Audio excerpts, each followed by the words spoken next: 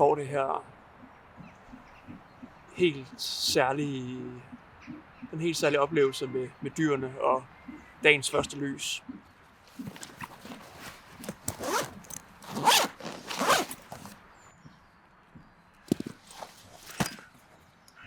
Det kan simpelthen skabe sådan en helt magisk, vidunderlig stemning. Især her over søerne og mellem træerne.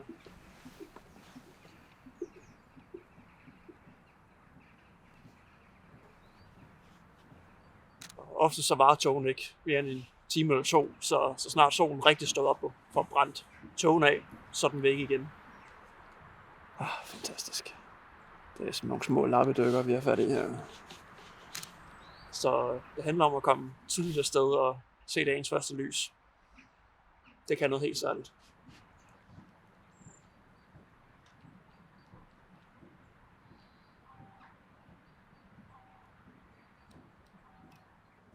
For mig der er at gå i naturen, det er ligesom nogen dyrker yoga eller meditation eller lignende. Det at starte dagen på den her måde med sådan et helt hvidt lærred, det kan bare give sådan en ro i sjælen. Og selvom jeg er fotograf og skal leve med mine billeder, så handler det for mig mindst lige så meget om selve oplevelsen i naturen. Og det er jo ligesom en del af min fortælling, at det er mere end bare billedet. Det er også at se det i virkeligheden og være der. Det er fantastisk at kunne arbejde med naturen og dyrene lige omkring sig. Det har længe ligget i baghovedet, at en eller anden dag, så vil jeg give det et skud. Og langsomt kunne jeg mærke, at glæden ved mit arbejde, det der med at stoppe hver dag og virkelig give det en skalle, den forsvandt lidt. Og det var jeg irriteret over, fordi jeg elskede mit arbejde, og jeg elskede mine kollegaer og vores opgaver, og jeg synes, det var vildt spændende, det vi lavede. Men en dag, der sad jeg og kiggede ind i min skærm, og pludselig gik det op for mig, at jeg ikke vidste, hvad der stod på skærmen længere. Jeg kunne se den foran mig, men jeg var fuldstændig blank. Og det endte med, at jeg simpelthen sad og græd foran skærmen, og måtte jo skrive til min chef med det samme, at der er et eller andet, der er helt galt her. Som ingeniør, så prøver man at finde svarene og en løsning. Og det gik ret hurtigt op for mig, at der var noget, der mindede om stress her. Jeg tænkte, at jeg tager lige en uge væk fra skærmen, og så er jeg klar igen. Og det var altså i midten af maj, det her. Og da det kom til midten af august, så måtte jeg indse, at jeg ville komme tilbage på 100%. Man lærer virkelig sig selv at kende, når man er så langt nede, hvor man har ikke motivation til noget som helst. Men ikke engang kameraet havde jeg fremme i et godt stykke tid, fordi fotografering, det er noget, jeg vil gøre, når jeg virkelig har lyst til det. Det er ikke noget, jeg vil tvinge mig selv til. Og selv den dag i dag, når jeg skal prøve at leve af det, jeg fotograferer kun, når jeg har lyst til det.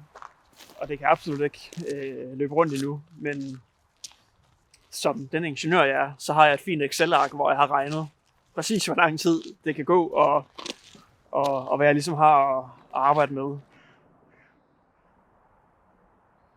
Så jeg presser ikke mig selv ud i noget, jeg ikke vil for tiden, og det kan jeg virkelig godt lide.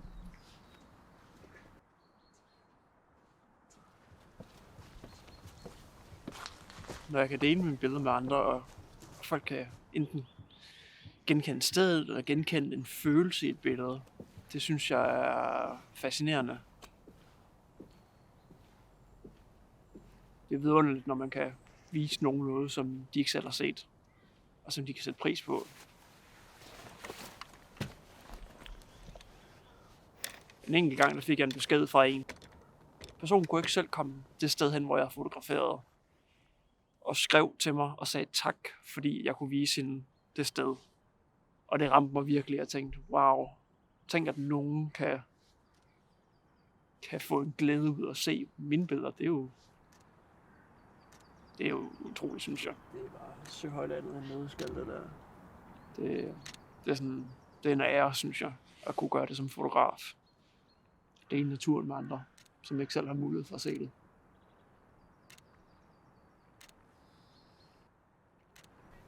Det er det, togen kan. Fuldstændig isolere et motiv.